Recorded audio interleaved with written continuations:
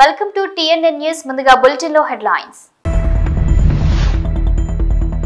శ్రీకాళహస్తి ఆలయంలో శ్రీ మృత్యుంజయ స్వామికి అభిషేక పూజలు. అధిక సంఖ్యలో పాల్గొన్న భక్తులు. కాంగోలోని బుసిరా నదిలో ఘోర ప్రమాదం. 38 మంది మృతి, 100 మందికి పైగా గల్లంతు. ఏపీ జెన్కో బొగ్గు కుంభకోణం వెనుక విజయసాయిరెడ్డి హస్తం. తీవ్ర ఆరోపణలు చేసిన సోమిరెడ్డి చంద్రమోహన్. భారతరత్న స్వర్గీయ మాజీ ప్రధాని పివి నరసింహారావు 20వ వర్ధంతి. నివాళులర్పించిన కాంగ్రెస్ నాయకులు.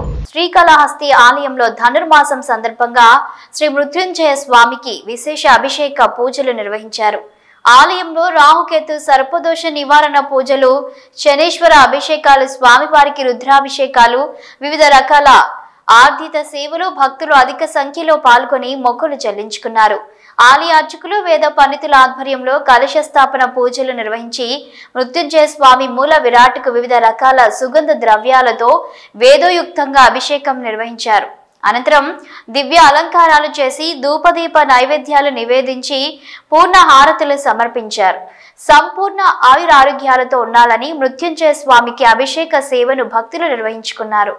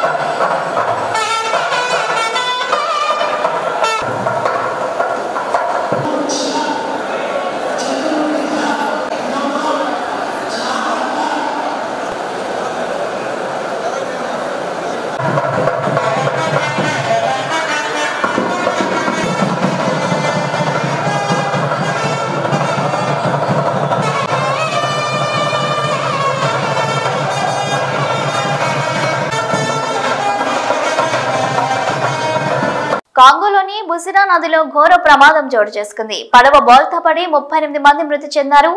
ఈ ఘటనలో 100 మందికి పైగా గల్లంతైనట్లు అధికారులు తెలిపారు.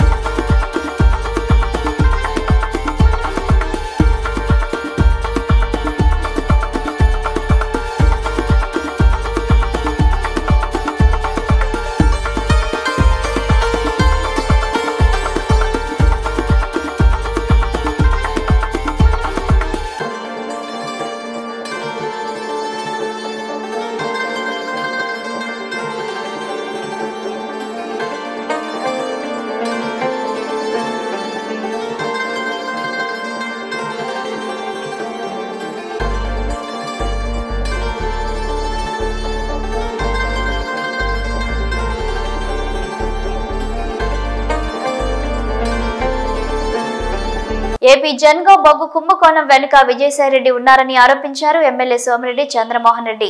ఆయన మీడియా సమావేశంలో మాట్లాడుతూ 8,500 టన్నుకు ఖర్చు చేసి అంటే దాదాపుగా 382 కోట్లు పెట్టి మట్టి మరియు బుగ్గి ఉన్న బొగ్గును తీసుకువచ్చారని, దీని వలన ప్లాంట్ లోడ్ సామర్థ్యం పడిపోయిందని ఆరోపించారు సోమిరెడ్డి. భారతరత్న స్వర్గీయ మాజీ ప్రధాని పివి నరసింహారావు 20వ వర్ధంతి సందర్భంగా పివి ఘాట్ వద్ద నివాళులు అర్పించి అనంతరం పివి నరసింహారావు కుటుంబ సభ్యులతో కలిసి భారతరత్న క్యాలెండర్ను ఆవిష్కరించారు మంత్రి పొన్నం ప్రభాకర్ మరియు సీనియర్ కాంగ్రెస్ నేతలు. పివి నరసింహారావు ఘాట్ ప్రాంగణంలో ఐ క్యాంపును ప్రారంభించి కళ్లద్దాలు అందజేశారు. కృష్ణా జిల్లా మచిలీపట్నం మాజీ మంత్రి పేర్ని నాని, అతని కుమారుడు పేర్ని కిట్టుకు రేషన్ బియ్యం కేసులో నోటీసులు జారీ చేశారు పోలీసులు. పేర్ని నానికి చెందిన గోడౌన్లో రేషన్ బియ్యం మాయం కేసులో పోలీసుల దర్యాప్తు వేగవంతం చేసింది. కేసు దర్యాప్తులో భాగంగా తండ్రి కొడుకులు ఇద్దరికీ నోటీసులు జారీ చేశారు. నోటీసులు ఇచ్చేందుకు పేర్ని నాని ఇంటికి వెళ్లిన పోలీసులు ఇంట్లో ఎవరూ లేకపోవడంతో ఇంటి తలుపులకు నోటీసులు అంటించి వెళ్లారు పోలీసులు. ఈ కేసులో నిందితులుగా ఉన్న పేర్ని నాని భార్య జయసుధ, ఆమె వ్యక్తిగత కార్యదర్శి మానస తేజ కేసు దర్యాప్తుకు సహకరించాలని నోటీసుల్లో కోరారు పోలీసులు. ముఖ్యమంత్రి చంద్రబాబు మనవడు మంత్రి నారా లోకేష్ తనయుడు దేవాంశు చదరంగంలో ప్రపంచ రికార్డు సృష్టించారు. వేగంగా పావులు కదపడంలో ఈ రికార్డు నెలకొల్పారు. 4 ఏళ్ల దేవాంశ్ వేగవంతమైన చెక్మేట్ సాల్వర్ 175 పజిల్స్ ప్రపంచ రికార్డు కైవసం చేసుకున్నారు. ప్రతిష్టాత్మకమైన world book of records London నుంచి అధికారిక ధృవీకరణ పత్రాన్ని అందుకున్నారు. ఈ ఘనత పట్ల నారా కుటుంబం హర్షం వ్యక్తం చేసింది.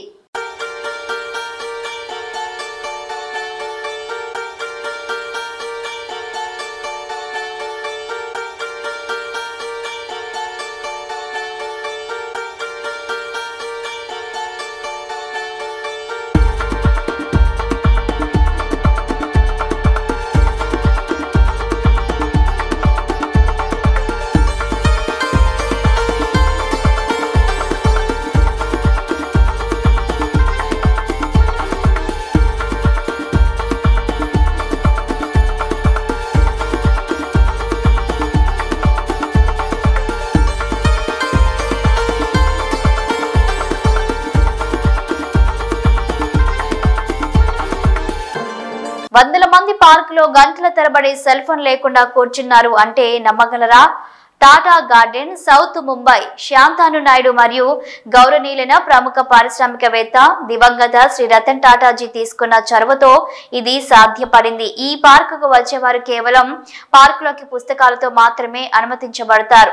ఈ పార్కుకు వచ్చే వారికి ఎటువంటి ఫీ వసూలు చెయ్యరు. కేవలం తమ పేరును నమోదు చేసుకోవాల్సి ఉంటుంది.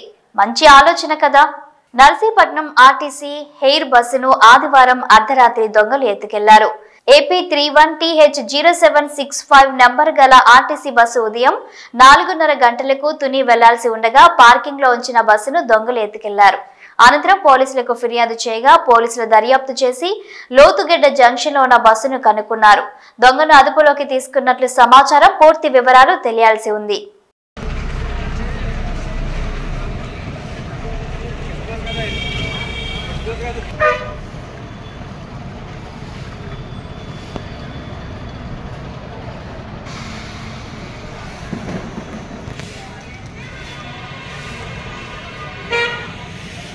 రాష్ట్రంలో జరుగుతున్నది చంద్రబాబు పాలన కాదని చంద్రబాదుడు పాలన అని వైఎస్ఆర్సీపీ నేతలు మండిపడ్డారు. తాము గెలిస్తే విద్యుత్ ఛార్జీలు పెంచమని చెప్పిన చంద్రబాబు విద్యుత్ ఛార్జీల పెంపు ద్వారా రాష్ట్ర ప్రజలపై ఏకంగా 15,485 కోట్లు భారాన్ని మోపడం దుర్మార్గమని అన్నారు. దీనికి నిరసనగా వైఎస్ఆర్సీపీ అధినేత వైఎస్ జగన్ పిలుపు మేరకు ఈ నెల 27వ తేదీన రాష్ట్ర వ్యాప్తంగా తలపెట్టిన వైఎస్ఆర్సీపీ పోరుబాట కార్యక్రమానికి సంబంధించిన పోస్టర్ను పార్టీ కేంద్ర కార్యాలయంలో మాజీ మంత్రులు మెరుగు నాగార్జున, వెల్లంపల్లి శ్రీనివాసరావు, జోగి రమేష్, ఎమ్మెల్సీలు లేలా అప్పిరెడ్డి, కల్పలతారెడ్డి తదితరులు ఆవిష్కరించారు. ఈ సందర్భంగా వారు మీడియాతో మాట్లాడుతూ చంద్రబాబు పాలనను ఎండగట్టారు.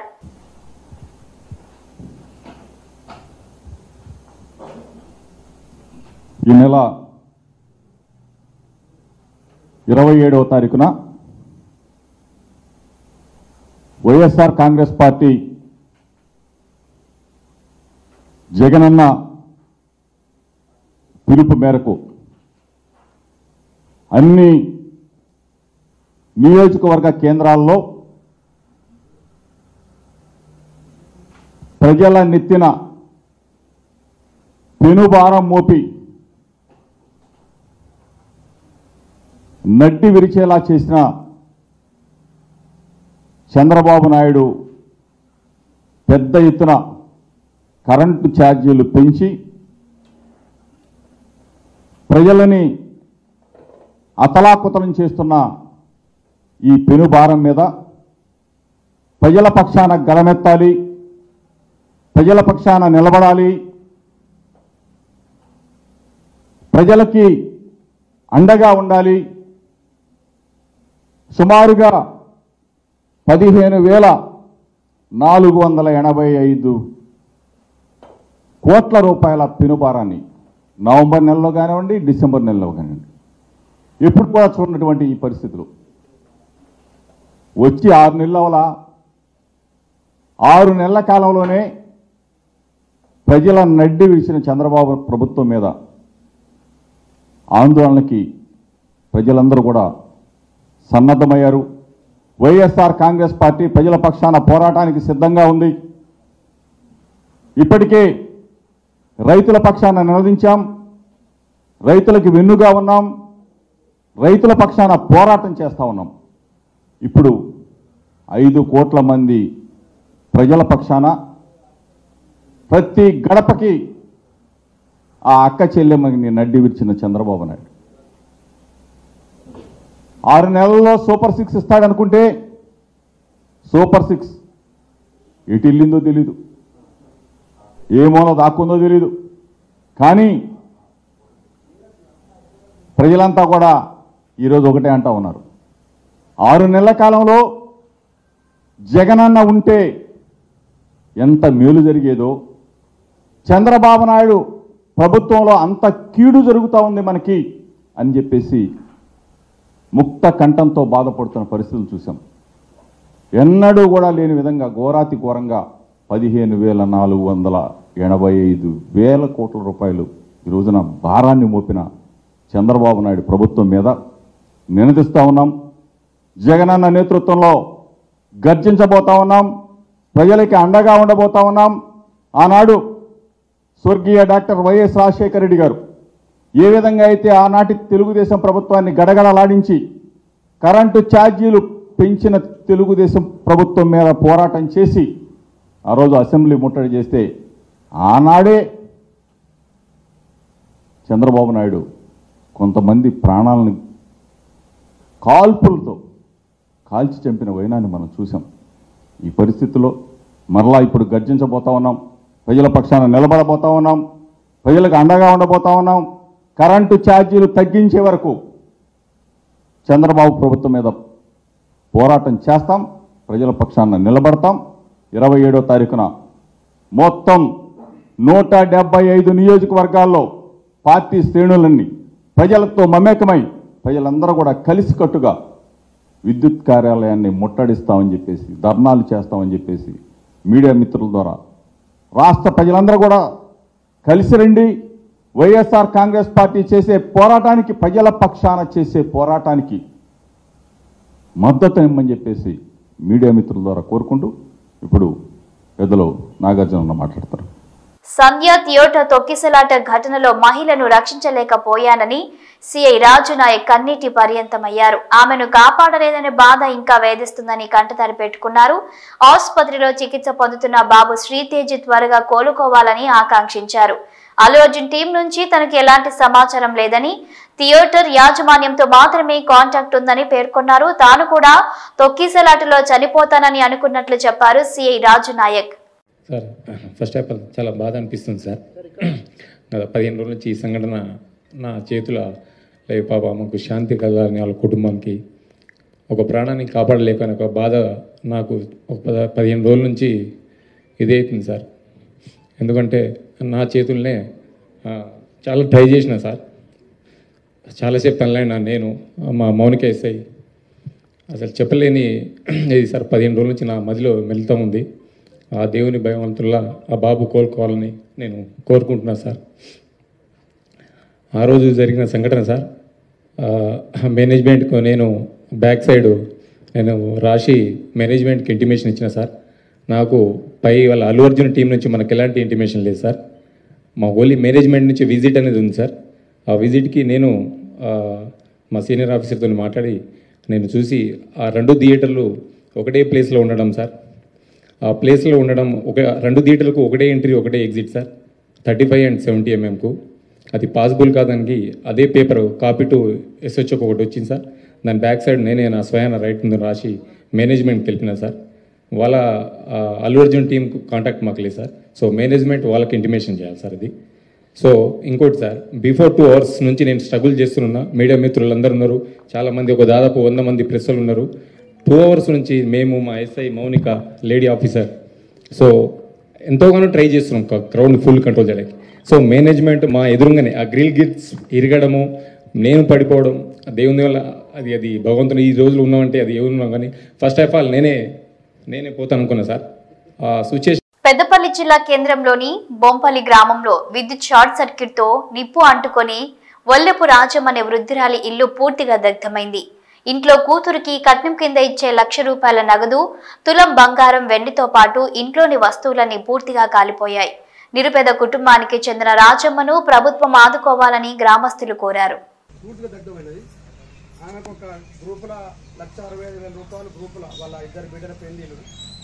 చిన్న బిడ్డ డెలివరీకి ఉన్నది, కష్టం చేయాలి.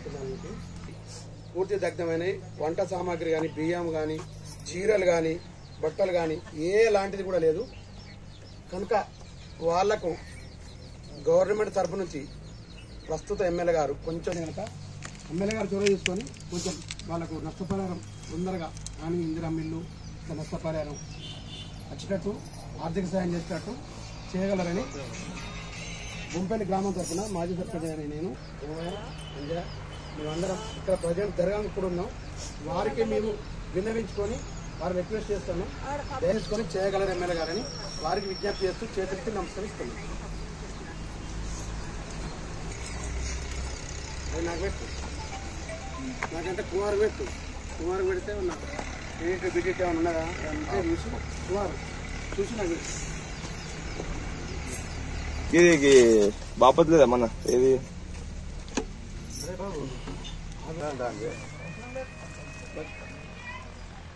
కాదు ఇప్పుడు ఏమంటాడంటే వాడు